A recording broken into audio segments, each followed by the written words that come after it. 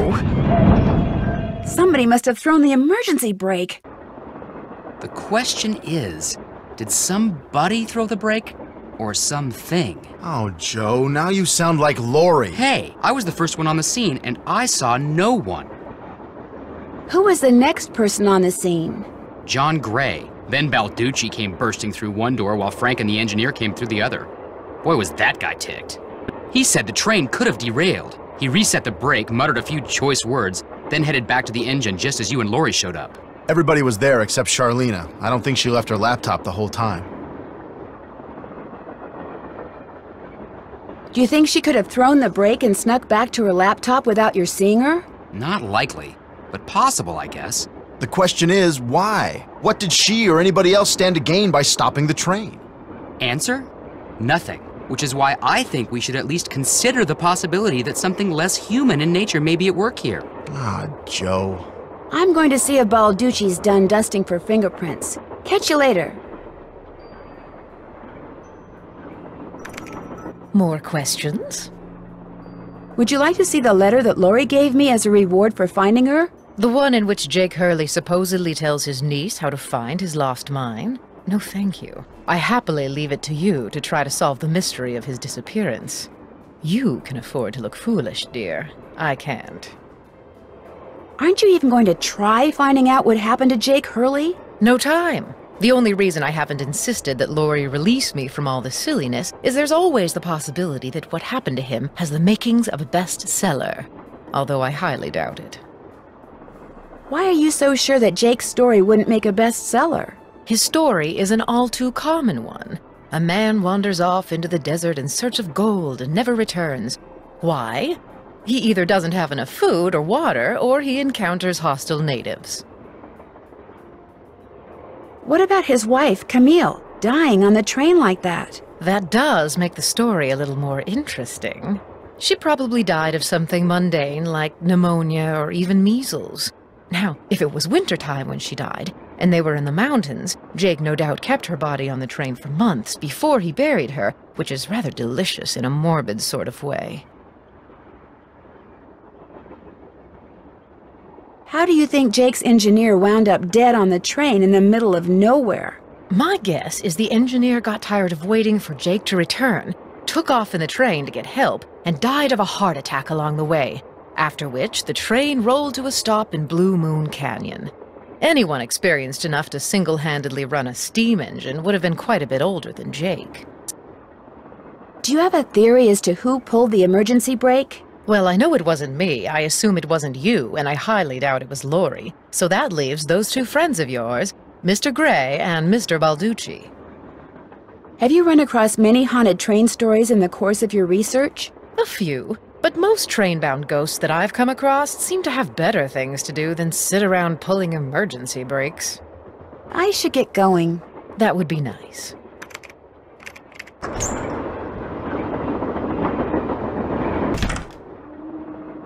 Looks like Tino's through dusting for fingerprints.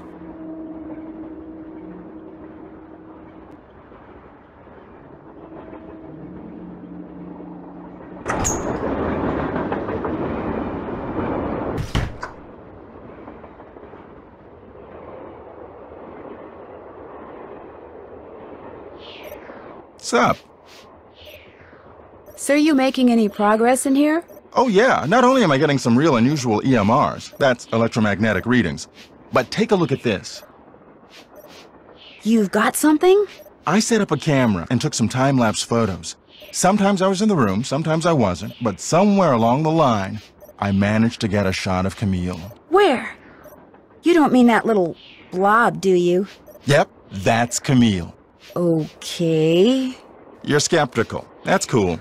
Just remember, the key word when it comes to ghostly phenomena is energy.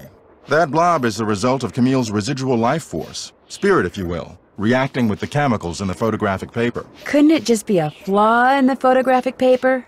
Okay, it could be that too, but it's not. Trust me.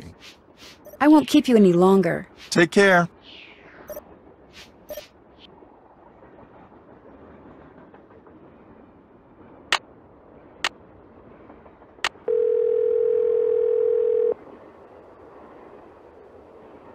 Hello? Hi, Bess. Hey, what's going on? Someone threw the emergency brake and almost derailed the train. Someone tried to sabotage the train? According to Joe, someone or something. You mean like a ghost? Joe believes in ghosts? How about that? You two have something in common. You mean something else in common. We're both, in our own ways, very cute. Right. Tino Balducci definitely has a thing for Laurie Gerard. So there's some kind of mutual attraction thing going on between them? Something's going on between them. I'm not really sure what.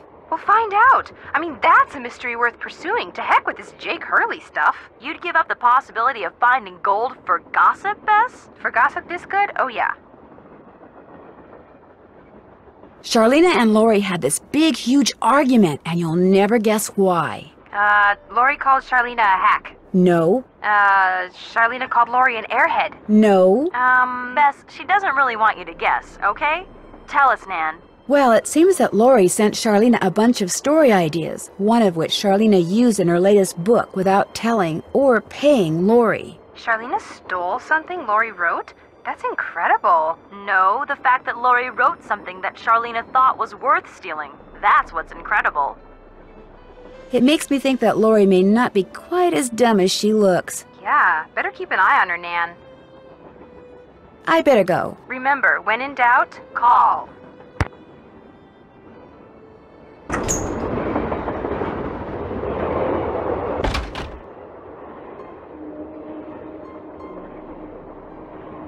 What's going on? Did you find any fingerprints on the emergency brake handle? None that were any help, thanks to Casey Jones up there. I told the old geezer not to touch anything, but he went and got his big, fat, oily paw prints all over the place. If we didn't need him to drive the train, I'd charge him with obstruction of justice. So you have no idea who threw the brake? Whoa, I didn't say that. As a matter of fact, I found this. Probably fell out of the perp's pocket while he was yanking on the handle. Looks like some kind of thermometer. Yeah, like the kind a certain ghost hunter uses on that bogus show of his. You think John Gray threw the brake? But why would he do that? Because they're thinking about axing his show, that's why. I checked with this buddy of mine in L.A. Gray's got to come up with something real big real soon, or he's toast. And you can't get much bigger than a train with a spooky past that's prone to strange accidents, now can ya? Have you confronted John with your suspicions? All in due time. I always like to get my ducks in a row before I make an arrest. But couldn't someone else have dropped that thermometer? Please. Who's the top cop here, huh? Who's the world-famous detective? You? I know what I'm doing, sweetheart. John Gray wanted publicity. That's exactly what I'm gonna give him. You've been a big help. Don't mention it.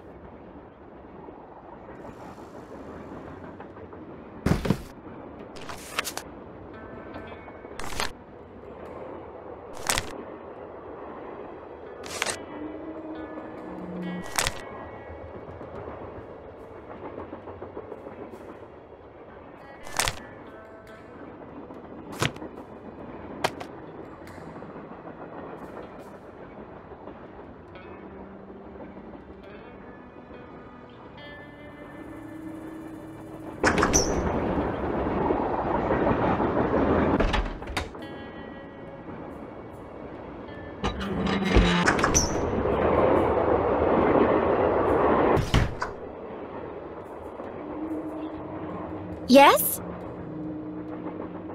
I hear that Tino and you used to be an item. How did you know that? I'm a good detective, remember? We went out a couple of times, yeah. As for why we stopped going out, you'd have to ask him. Do you have any idea who threw the emergency brake? I know exactly who did it. You do? Well, who else could it be? Camille. None of us has any reason to stop the train but Camille. She doesn't want us to find Jake's mine, so she's going to do whatever she can to keep its location a secret. Did you see something? Well, no. But I'll tell you what. Your friend, that Jim Harley guy? Not Jim, Joe Hardy. Yeah, well, he thinks it's Camille too. He just doesn't have the guts to say so. Bye. You go, girl.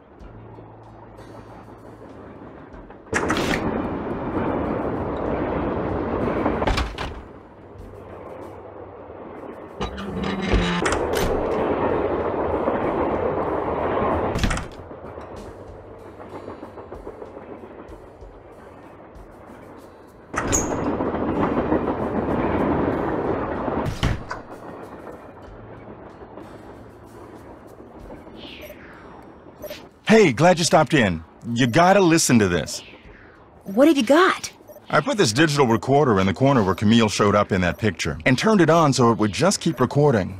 Now when you play it back at normal volume, all you hear is background noise. But when you turn the volume way up and run the signal through a filter or two,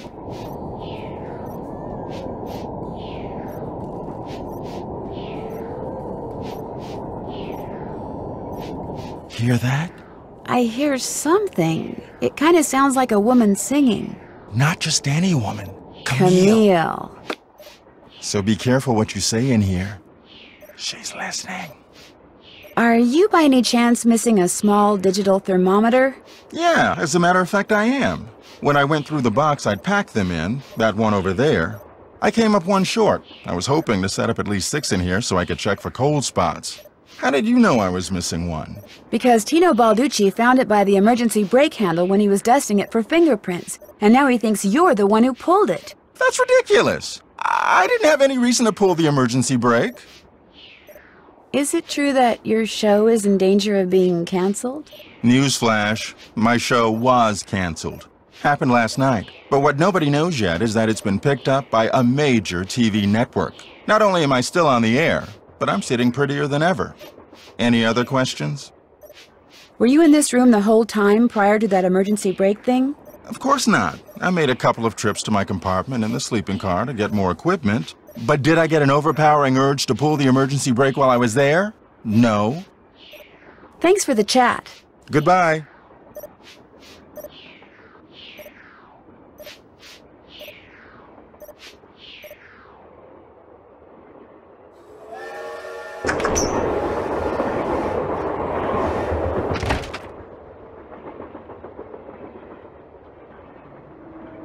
That looks just like the stuff John Gray has his thermometers packed in.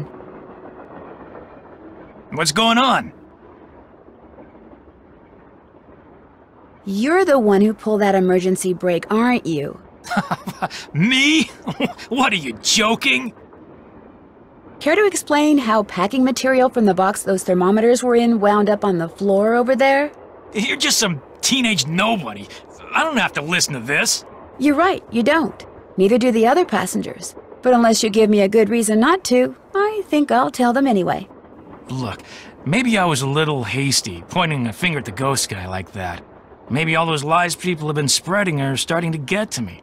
Maybe I thought it would help if I got a little positive press by solving a crime aboard a haunted train. Maybe I apologize.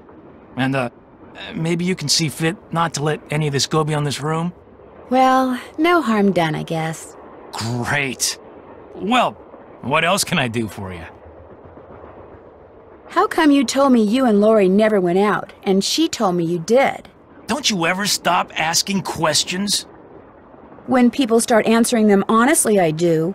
I dumped her, okay? I'm not proud of what I did. I'm not happy about what I did, but it's done. It's over. Now let's drop it. Guess I'll just have to go talk to Lori again. You are incredibly irritating, you know that? I dumped her because people said going out with her would make me look bad. Said she was a joke, that no one took her seriously. Said if I started hanging with her, no one would take me seriously. So I stopped calling. But you didn't stop caring. No. Now take a powder. I don't feel like talking anymore.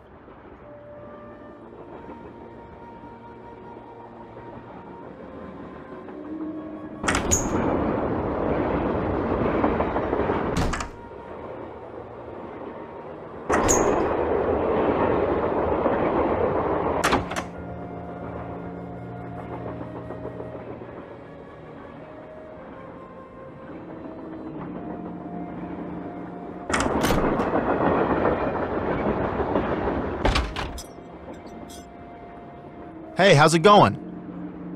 Were you able to find anything out about Jake's engineer, that James Thurston guy? Good news and bad news. The good news is he had a wife in Copper Gorge, so he may have had children. The bad news is our internet service provider stopped providing before we could use our cell phones to find out anything else. That's okay. We can do more checking when we get to Copper Gorge. Right.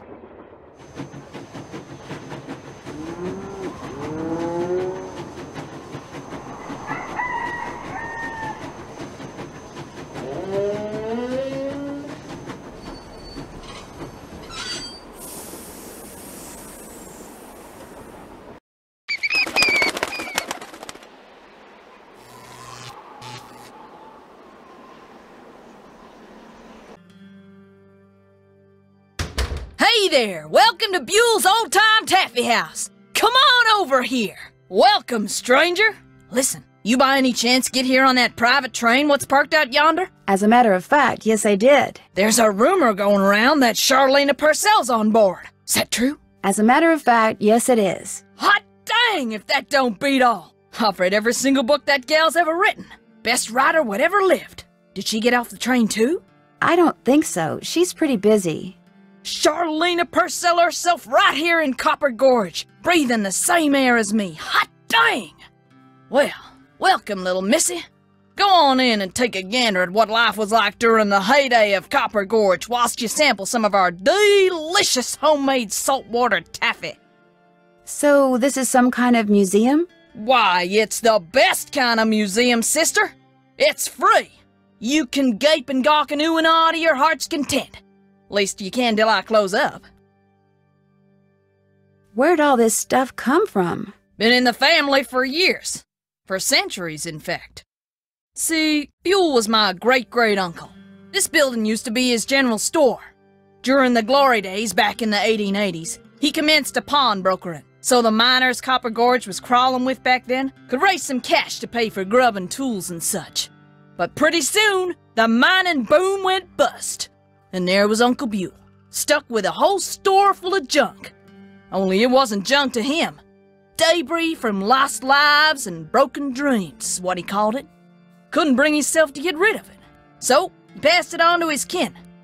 My great-granddaddy's the one who come up with the idea of turning the place into a tourist attraction. And you make money by selling taffy? Tourists just love taffy. Especially when you dangle a free sample in front of them to get them hooked. Of course, it ain't really free. Some taffy on a stick'll cost you 2 tokens, which you can get by winning both those games over there. Are they hard? Danged if I know. Come to think of it, I've never played them. But you're getting me off track here, missy. Fact of the matter is they're free. Lest you go messing with the artifacts I got in here. Do that and you'll be headfirst in the nearest snowdrift before you know what hit you.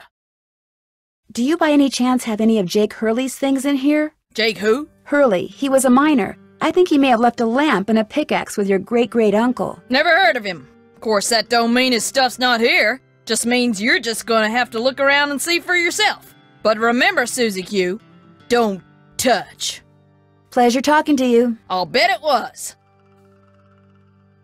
Looks like to get some taffy on a stick, I'm going to need 2 different tokens.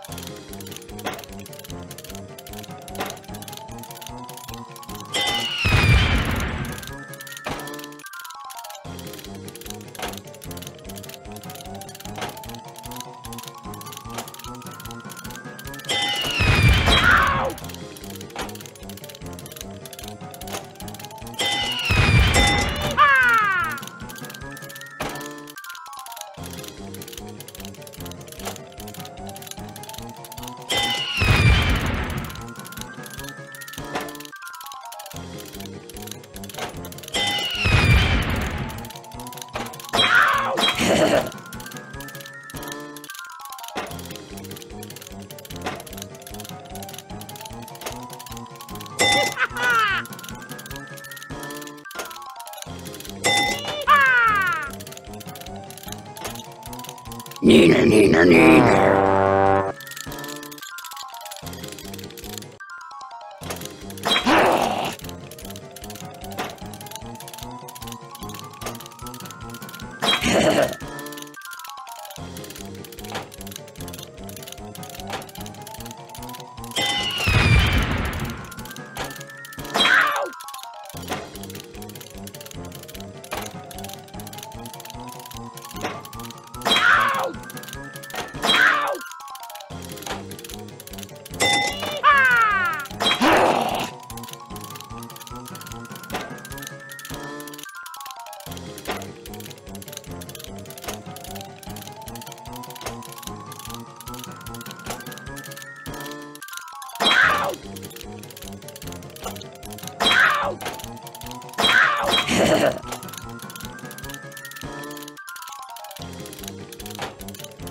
Neener, neener, neener.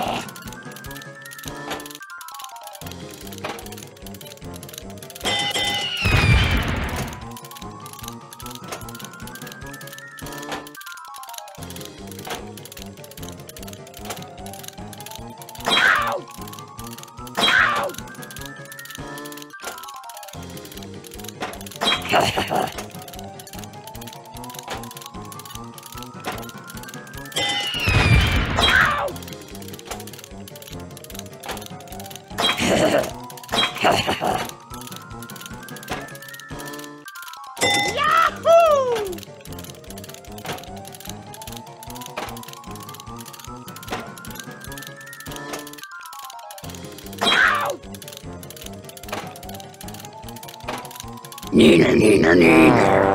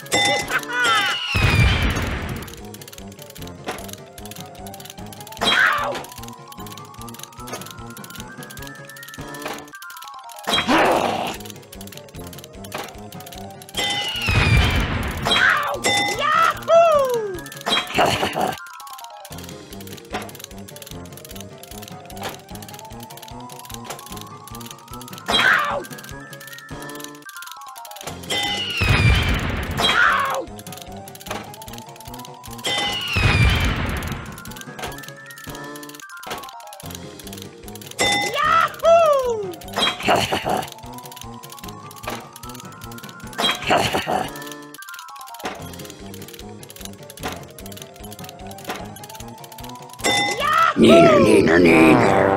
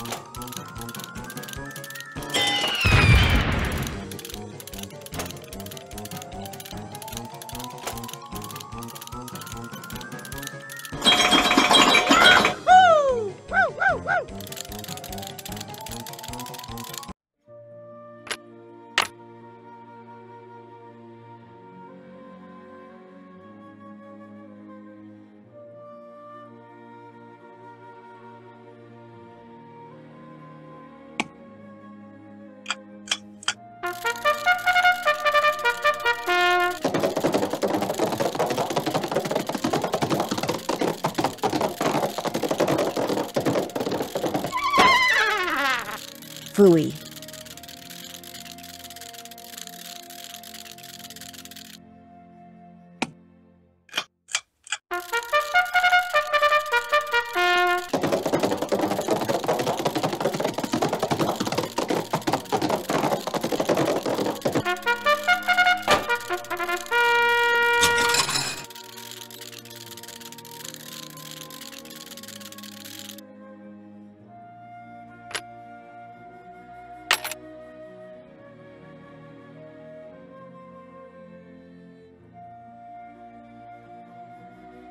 This looks just like the insignia I saw on the train.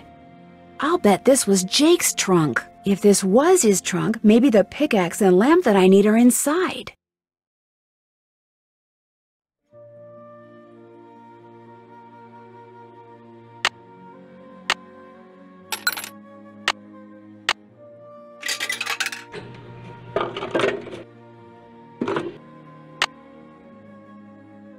You still here? Do you know what's in that old trunk over there? Why? You ain't been fooling with it, have you? Oh no, of course not. No, I just thought it might contain the lamp and pickaxe that I asked you about before. Well, if it does, you can forget about him, 'cause it's locked. None of my kin have ever been able to figure out how to open it. Not even my cousin Alvin, and he went to junior college. Would it be okay if I tried to open it? Well, now, I certainly ain't gonna let you break it open if that's what you're getting at. Oh no, I would never use force, believe me. But in order to try to get it open, I would have to, touch it. Nope, sorry, not gonna happen, little missy. Unless... Unless? Tell you what, you get Charlena Purcell to come in here so's I can shake her hand, and I'll let you fiddle with that trunk till the cows come home. But Charlena is very busy. What if she won't come? Then I guess you'll just be out of luck.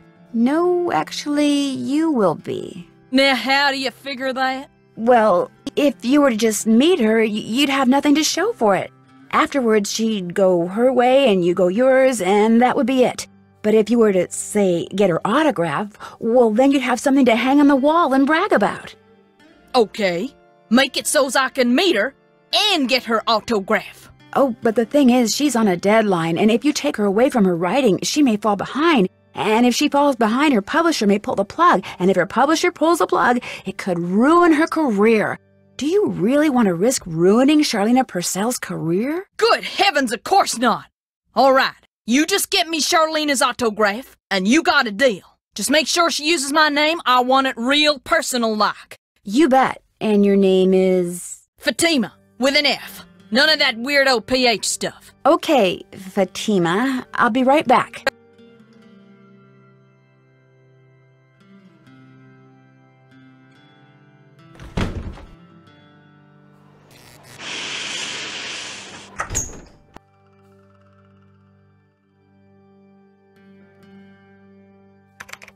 More questions? I met a huge fan of yours in town who'd really, really like your autograph. An autographed picture would be even better. Imagine that, me having fans way out here in the boonies. Well, I'm sure I have a picture around here somewhere. But what I don't have is a pen. Usually I just ask my assistant for one. I have a pencil here somewhere. A pencil won't do, dear. It has to be ink. See if you can borrow a pen from somebody.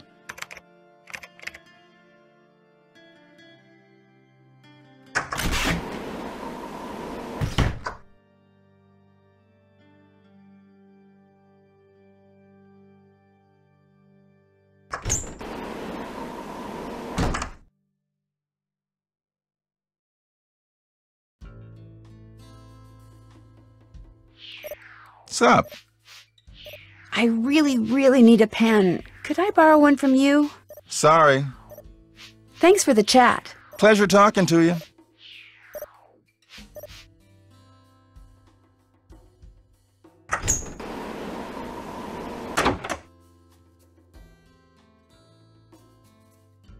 I can't stay mad at a fellow detective. What do you need? Do you by any chance have a pen I could borrow? Why, I'm surprised at you. Don't you know that every detective should carry a pen? Actually, I carry a pencil. Well, as it happens, I got lots of pens. Tell you what, if you can play that Leaping Lizards game I found over there and do better than I did when I played it, which shouldn't be that hard seeing as how smart you are, I'll give you a pen. What do you say? Sounds good to me. Okay, the object of the game is to get rid of as many lizards as you can by jumping them with other lizards until you can't jump anymore. Last time I played, I wound up with just 5 lizards. If you can wind up with only 4, the pen's yours.